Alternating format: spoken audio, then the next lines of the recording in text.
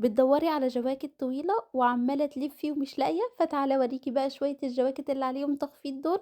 يعني ده عامل 17 يورو. انتي متخيلة اصلا السعر؟ لو اول مرة تتابعيني فانا فاطمة علام، ودي صفحة كل يوم في ميلانو. لايك وفولو علشان هنزلك كل يوم فيديو احلى من اللي قبله، ولو الفيديوهات ما بتوصلكيش فادخلي كل يوم هتلاقي فيديو مختلف. ده كان عامل 19 يورو وكان تقيل يا جماعة وطويل، واهم حاجة طويل عشان احنا بندور على الحاجات الطويلة بصراحة. ده برضو كان عامل 19 يورو. انا كنت فين؟ انا كنت في محل اسمه سينساي على المترو البنفسجي، محطة اسمها بيكوك. وعلى فكرة انا جبت شوية جواكت من شي ان تحفة يا جماعة وحلوة قوي، وسعرها كمان انا كنت جايبة في التخفيض اللي هو عامل 70 يورو.